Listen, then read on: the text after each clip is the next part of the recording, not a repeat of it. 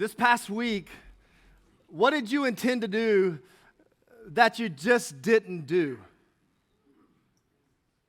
Come on, think about it. There's got to be something that you intended to do last week that you just didn't get around to do it. I can promise you last night, Cowboy intended to beat McGregor. He went in with great intention. I have never seen a man's nose get broken by another man's shoulder. Unbelievable. If you don't know what I'm talking about, it was an unbelievable fight last night, UFC. If you're offended that I watched it, get over it. Unbelievable. You and I all know that intention is not enough. We all wake up with intention. We have good intentions. We have intentions to have a date night in the week. We have intention to, put our kids down, spend more quality time with them. Some of us have the intention of spending time with God daily. You have the intention of working out 3 to 5 times a week. All these intentions that we have, but you and I have both been in a place in our lives where we intended to do it, but it just didn't happen. And here's what I'm learning in my own life is that if I don't pay attention to where I'm spending my time, the intentions of my heart will get lost. Because intention without attention is just wishful thinking.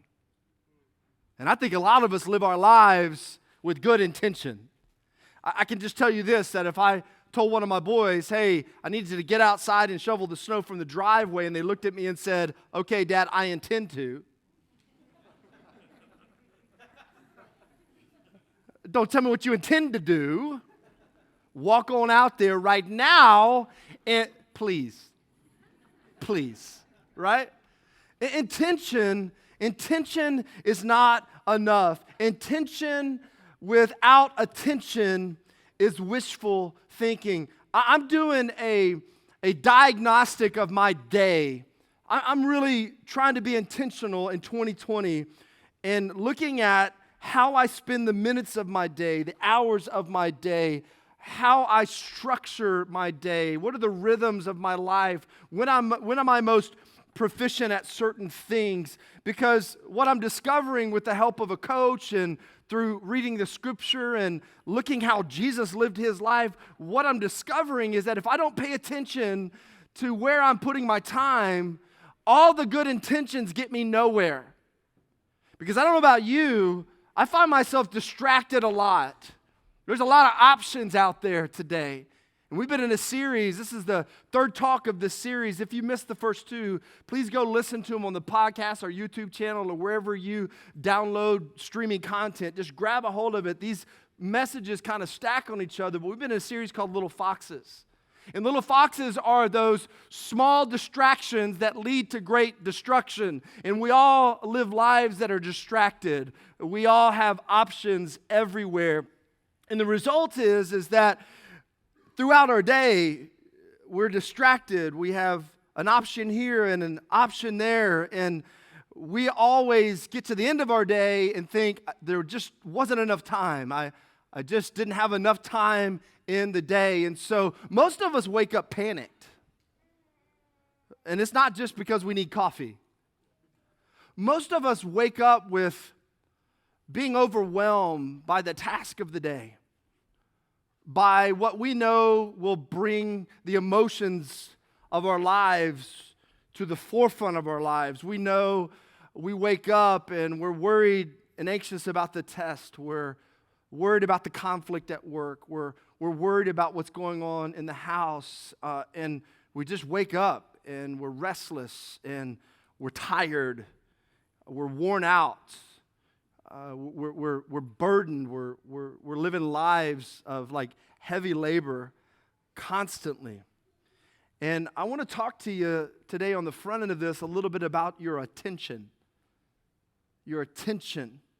Your attention is when you take notice of something or someone.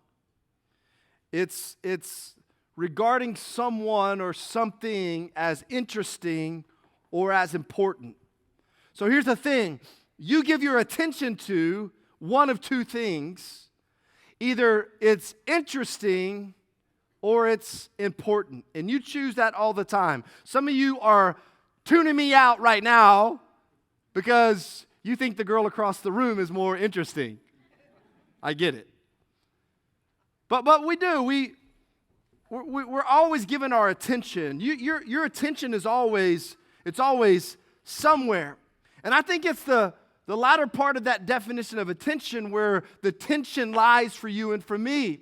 I think a lot of times in our day-to-day lives, we give our attention to what's most interesting instead of what's most important. We live in a world where, there are a million options for everything. And we live in a world where we're bombarded by media ads and advertising nonstop. And because of that, we're chasing what's interesting all the time and left in the wake of our rushing around and chasing these little foxes, these small distractions that can lead to great destruction. Left in the wake are the most important things in our life: family, character, pursuit of a relationship with Jesus, walking in rhythm with Him. And it really all comes down to our attention. I think probably a lot of you here today have intention in 2020 to pursue Jesus. But what I want you to hear me say today is that intention is not enough. You too can get your nose broken by life. How many of you know there's things in life every day that just sort of catch you off guard and you didn't see it coming? Just like Cowboy, he didn't see that elbow or that shoulder coming. And he didn't see that wicked head kick coming. And there's something that happened to you this week that you just didn't see it coming.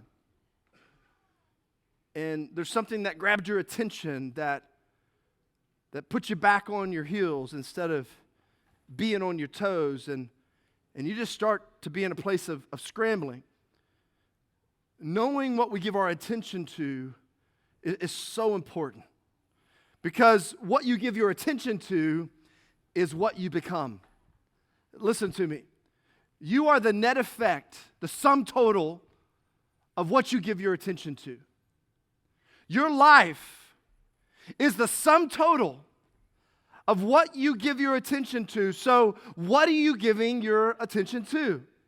What are you paying attention to? Last week, we talked about the idea of time and how we all feel so hurried, the distraction of hurry. I think it's one of the greatest distractions on the planet. It's one of the greatest tools of the enemy. If the devil can't make you bad, he'll make you busy, right? And you'll just be dominated by, this thing and that thing. But we started to look at, okay, we're all busy, but we have to ask the question, busy doing what? And we discovered last week that most of us on average spend 2.5 hours on our mobile device, picking up a mobile device, primarily a phone, 2.5 hours a day, which equates to 17 hours a week. And this is like on the low end. Millennials and even maybe the younger generation, they maybe double that, but we're talking about a lot of time. 17 hours is a lot of time. And so we're saying we're really busy, but what are we busy doing? And not that picking up your phone's a bad thing. It can be a bad thing. It may not be a bad thing. There's some great things that you can do on your phone. There's also some time wasters on your phone. And so we're looking at what are we really spending our time doing? And I started thinking about this as I'm really trying to look at getting in a rhythm with God in 2020 and making sure that He has my not just my intention, but He has my attention. And I started thinking, what would my life look like if I allowed God to touch my mind as frequently as I touch my phone? Just think about that for a moment. 17 hours, people. And it's not, 5 hours all at once. It may be for some of you, but for most of us, it's 2 minutes here, 5 minutes there. It's jumping on Instagram.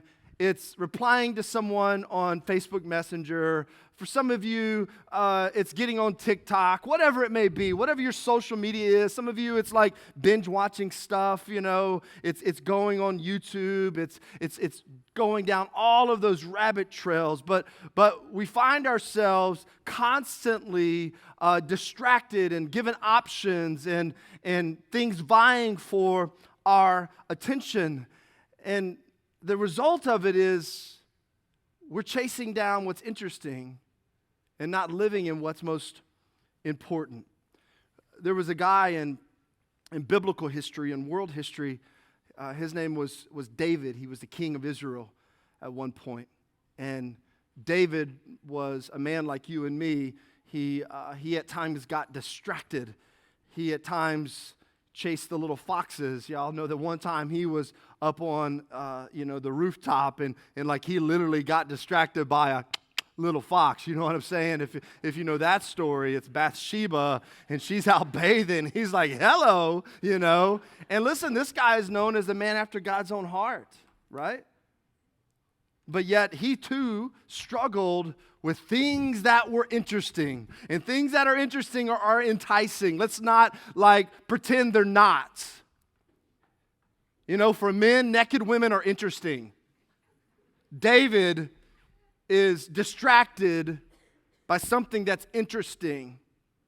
And that thing that was most interesting pulled him away from what was most important. He wasn't even in the place in his life where he should have been. He should have been in the battlefield, and yet he's on the rooftop being a peeping Tom.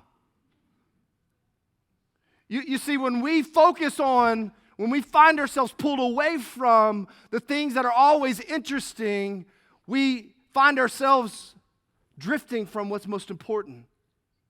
And so as we talk about attention, what has your attention? Not just your intention. Not just a commitment to follow Jesus, not just intention to pray more, not just an intention to love or to serve or to be a better person, to make better decisions, to be a better dad, to be a better mom, not just the intention. What has your attention? David, in a moment of reflection and probably in a moment where he was giving God's attention, said this in Psalm 139, verse 7. He says, "Where shall I go from your spirit? Or where shall I flee from your presence?" In other words, you know what he's saying? God, I can't escape from you. You're an everywhere God.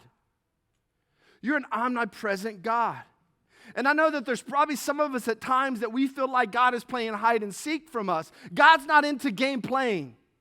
And God is not hiding from you. Right now, you may feel the absence of God in your life for whatever reason. You feel like God is distant. You feel like God is hiding from you, that He silenced His voice from you. And could it be that God is not playing hide and seek with you, but rather you just don't have your attention set on Him? Title of the message today is, "May I have your attention, please?" Because I think this is what God asks of us in our daily lives. He comes into our busyness. He comes into all the things that we're so interested in and things that are vying and buying our time. And he says to you and he says to me, "May I have your attention, please?" Listen, businesses are very aware of how important it is to get your attention. And they know that it's so important that they get above the noise of all the other advertising. Businesses understand that if they're going to get to your intention, they've got to catch your attention. And because of that, businesses in America, this study was just done in America, 2018, untold billions of dollars spent in getting your attention. We're just talking about the marketing, the advertising money that went towards getting your attention. In 2018, the top 200 advertisers spent a total of $163 billion to get your attention. Facebook spent $475 million just in advertising, just in marketing. Why? Because they know the importance of attention. Attention. Can I have your attention, please? Comcast, who owns Xfinity and NBC Universal, they were at the top of the list. They spent $6.12 billion. Can you imagine the amount of money they must be making where in 1 year they can spend $6.12 billion in advertising to get your attention? AT&T spent $5.36 billion. Amazon, come on, who's on Amazon? Amazon, $4.47 billion. And are you ready for this one? Disney spent $3.13 billion in 2018 to get your attention. It's no wonder why we're distracted.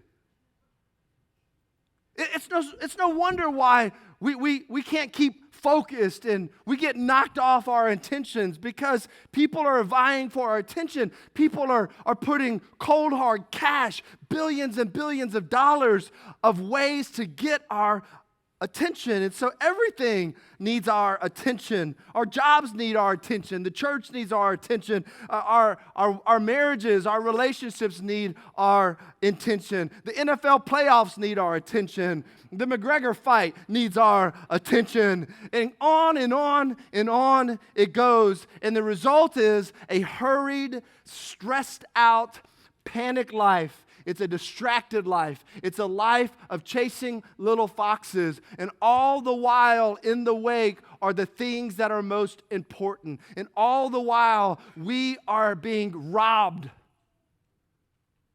We're being killed, stolen from these little foxes. And it's not all at once. The destruction doesn't come all at once. It eats away at your marriage little by little. It eats away at your priority little by little. It eats away at your character a little by little. It eats away at that good intention by offering you something interesting. Oh, it's interesting. Intention and attention are tied, and evidently, this is just the MO of humanity. This is just sort of the way we have operated since the fall of man. We can't help but, it was distraction, by the way, that got us in trouble in the first place. Eve saw that apple and said, hey, that looks interesting. And since that moment when sin entered into the picture, we've been living lives distracted and pulled, and the result of sin in our lives, it equals being worn out and not satisfied. We're constantly looking for satisfaction, but yet we're not satisfied. That's why there are so many addictions in the world. And Jesus comes along and speaks to this.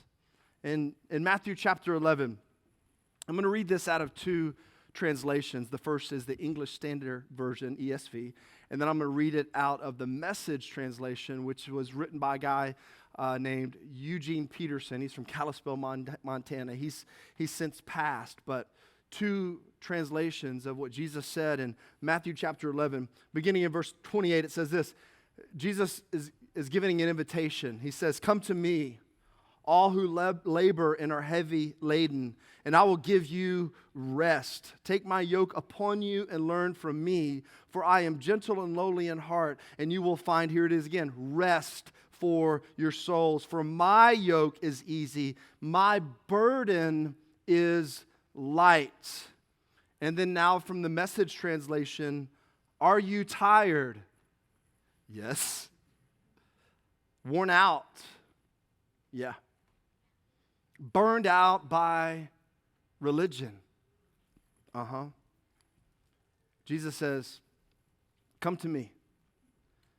Get away with me, and you'll recover your life. Life recovery. Recovering what you were made for. your soul finding rest and purpose. He says, I'll show you how to take a real rest, not just a power nap, real rest. Walk with me and work with me. Watch how I do it. Learn the unforced rhythms of grace. I won't lay anything heavy or ill-fitting on you. Sometimes we're worried that following Jesus is going to outfit us with something that's ill-fitting. That don't fit me. We're worried about that. He's like, no, don't worry about that. I'm not going to outfit you with something that's ill-fitting. I'm your creator. I'm your maker. I know exactly who you are and who you are purposed to be. He says, keep company with me and you'll learn to live freely and lightly. Freely and lightly. Float like a butterfly, sting like a bee. Right. Light on your feet. Free and light. It sounds like a good life to me. So it sounds like a life that I want. We got to understand what Jesus is inviting us into. You see, Jesus was a Jewish rabbi. He was the Son of Man, 100% God. He was the second part of the Trinity. He was also 100% man, and as a man, he was a Jewish rabbi. And a Jewish rabbi, all rabbis have two things. They have a yoke, and what their yoke is their interpretation of the Torah, which are the first 5 books of Moses. So it's Genesis, Exodus, Leviticus, Numbers, Deuteronomy. And so a rabbi has their take on the Torah. And what a yoke is, a rabbi's yoke is their viewpoint of how to handle the weight of humanity. And so you would have rabbis in communities like Coeur d'Alene or Hayden. And you would say, I like the way that rabbi teaches. I like his views. I like how he handles that. I'm gonna follow, and some of us would follow that rabbi. Young boys at a young age would come alongside a rabbi, and they would become the second thing they have, an apprentice, a disciple of a rabbi. And so they would say, I'm going to do what you do. And so from the time they were little boys, they would be following this rabbi, and what the rabbi did, they did, and what the rabbi thought, they trained their minds to think, and how the rabbis would say it, they would say it like the rabbis. And what were they doing? They were following the rabbi, and they were taking on the yoke of the rabbi. So Jesus says to you, he says to me, he says to this group that day, come to me, all you who are weary and heavy laden, and I will give you rest. Here it is. Take my yoke upon you.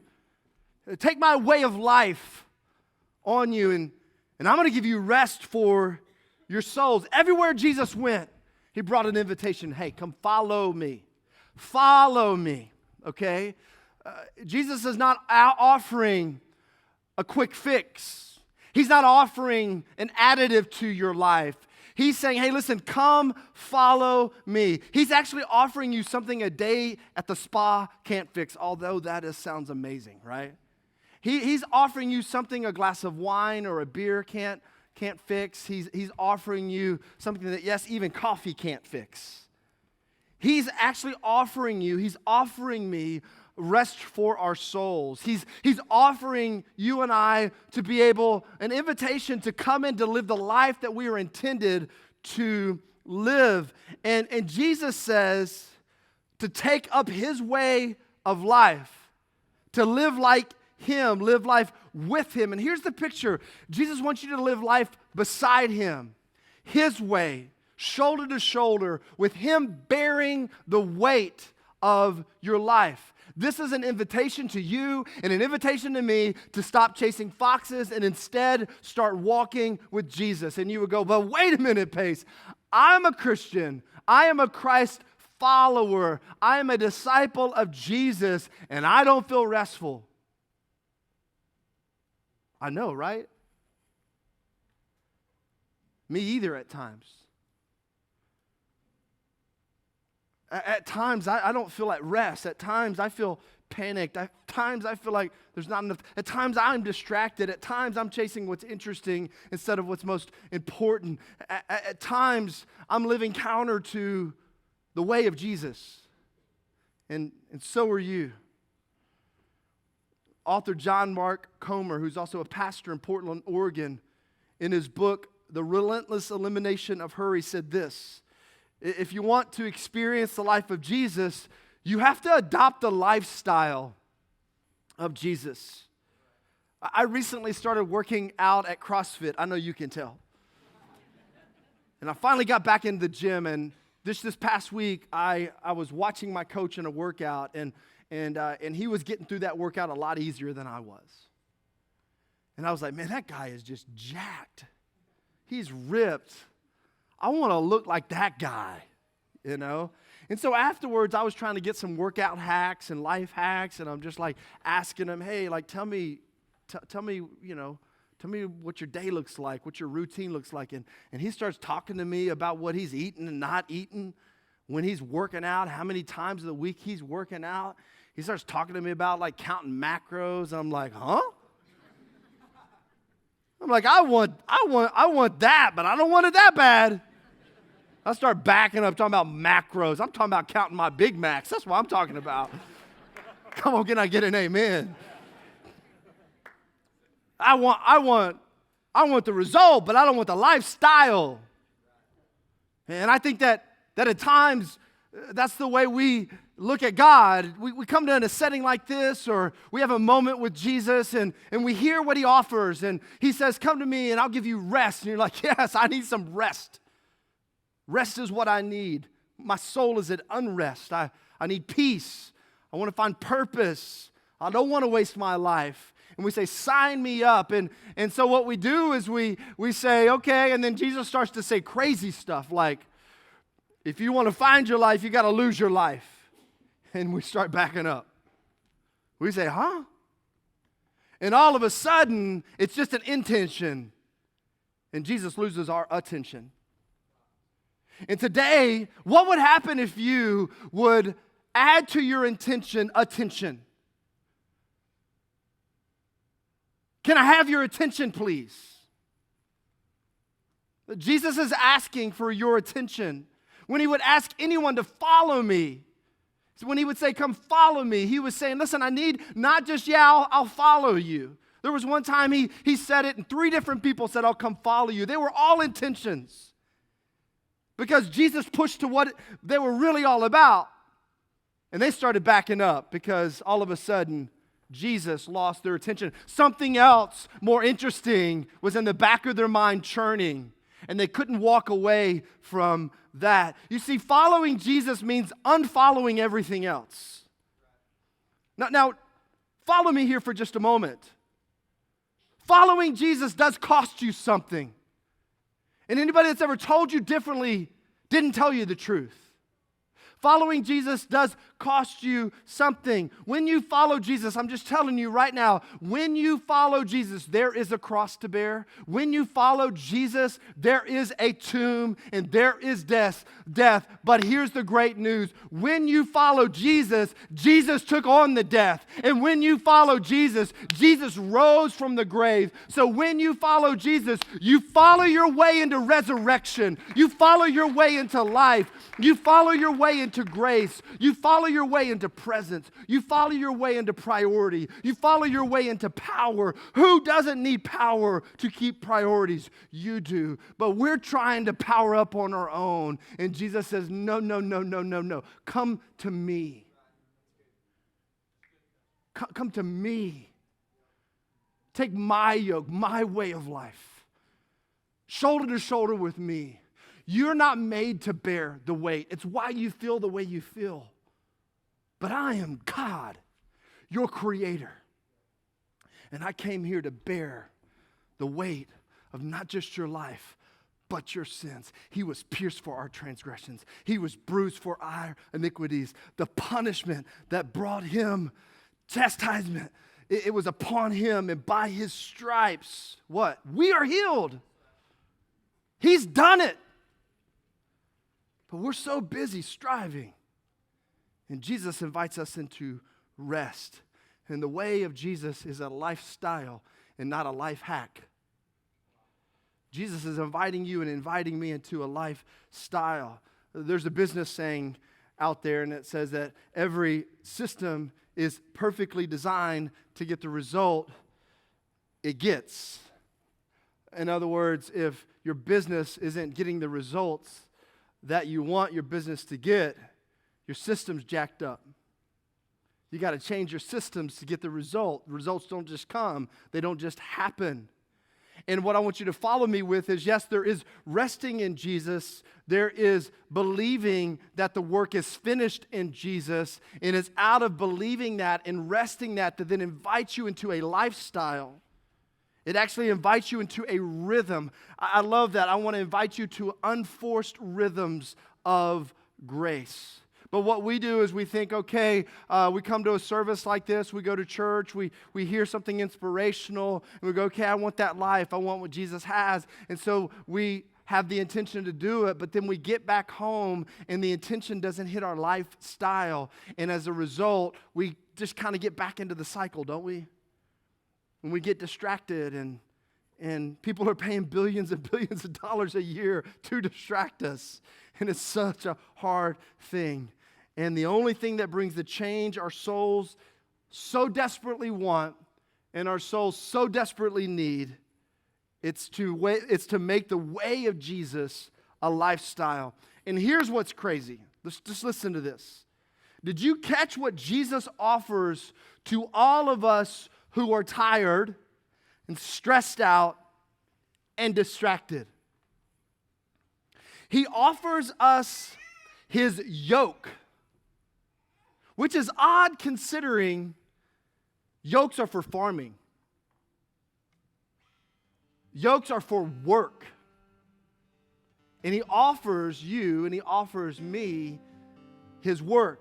This is the last thing you would think you would offer someone who is tired, but because Jesus is our creator, he is our maker, he knows how he's wired you, he knows the greatest restful gift that he can give you is a way to carry the weight of life. An easy life is a myth. It does not exist. And anyone that's lived on this planet long enough, you realize that you have been kicked in the head by things that caught you off guard. You have gone through painful moments. You have weathered a divorce. You have weathered tremendous things that have happened to you. You got fired. Your family was in conflict. Someone did something terrible to you. All these things make life not easy. Nothing you invited into your life, and there are things that you actually invited into your life because you got distracted, and all of it results in being stressed out and heavy and burdened and labored. And Jesus steps in and says, Can I have your attention, please? Come to me, all you who are weary and heavy laden. I'll give you rest. We're looking for a life hack. We're looking for an escape. And Jesus is offering us equipment. This is what differentiates Christianity. Jesus is actually not offering you an escape. Escape is why there's so many addictions, and not just chemical addictions. There's porn addictions. There's, of course, sex addiction. There's food addiction. There's exercising addiction. There's TV addiction. We are distracted and addicted. And we're distracted and we are addicted all because we're living life outside of the way of Jesus. And Jesus stands in and says, no, life's not going to be easy. I don't offer you an easy way or easy life. I offer you a new life. I offer you a way to actually go through life without being overwhelmed. Jesus wasn't in a hurry ever. And Jesus wasn't stressed out. And Jesus was probably the most passionate person on this planet with the greatest mission of all time.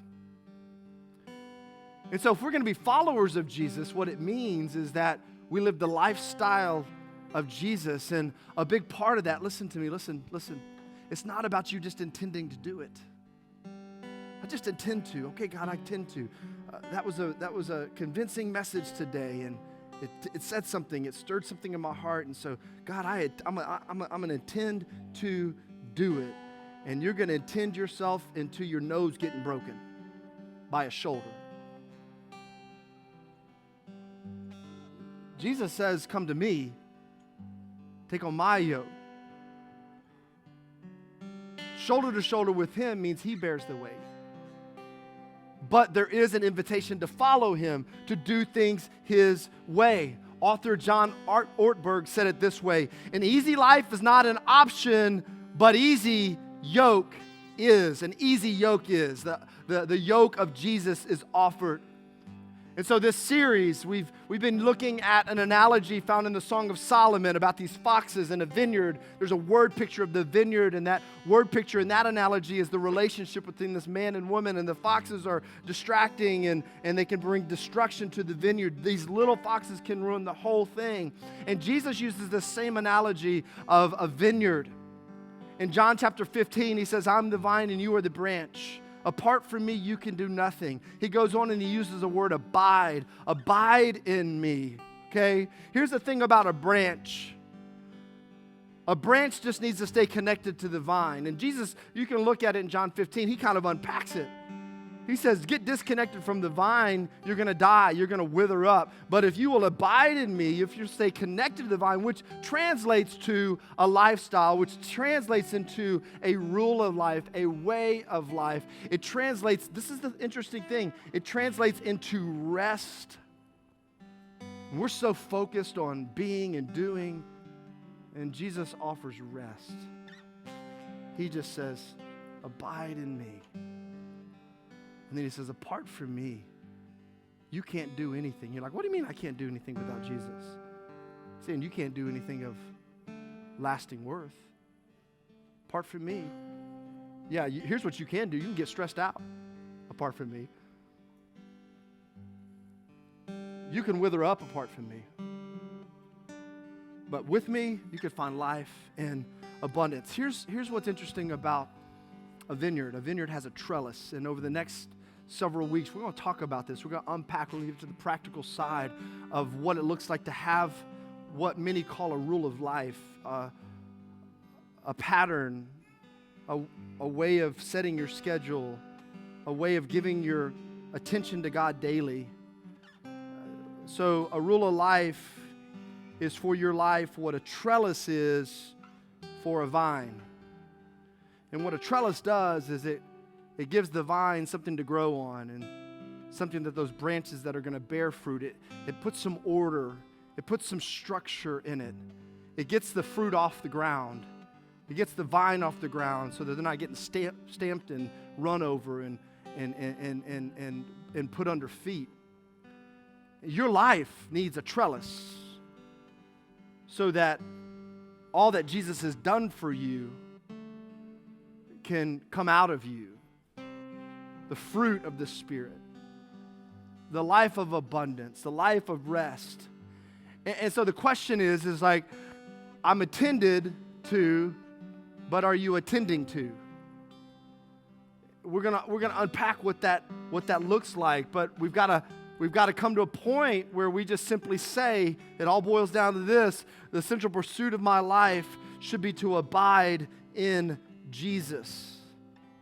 To abide in Jesus. I'm going to say something that may sound or may be very offensive to you. You may look at me and say, how dare you say that about me? But most of us are too busy to follow Jesus. We're just too busy. There's too much going on. Nothing wrong. Nothing wrong with being purposed. But Jesus doesn't want you to live a hurried, stressed out, burdened life.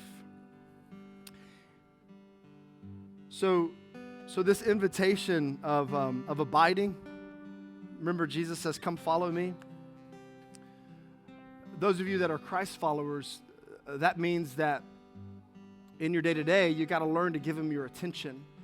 in the day-to-day. You've got to learn to set some structure in your life, some intentional time with Him where you can hear from Him, where you can praise Him, where you can worship Him, where you can say to Him, God, you are God and I am not. That's a great way to start your day, by the way. God, you call the shots. My day is in your hands, not mine. You are in command, not me. You are in charge of my life, not me. Great way to start your day. And God, I want to praise you for who you are, not for just what you're doing and not what I need you to do and not for what you've done. I just want to praise you for who you are. And I want a trellis in my life. I want some structure in my life. I want some intentionality, God. I want to give you my attention so that I don't just have intention in following you. I am going to follow you. I will seek you in the morning. I'm going to learn to walk in your ways. It's going to be new for me. I'm going to have to set some new ways of life into my schedule. But I'm going to learn to walk in your ways. And then step by step, God, you're going to lead me. And you're going to lead me into light. And you're going to lead me into life. And you're going to lead me into abundance. And you're going to lead me into prosperity. And you're going to lead me into blessing. And you're going to lead me into freedom. And you're going to lead me into healing. And it's all found in following. It's not found in you doing. It's found in following. It's found in resting. But there's an intentionality to it.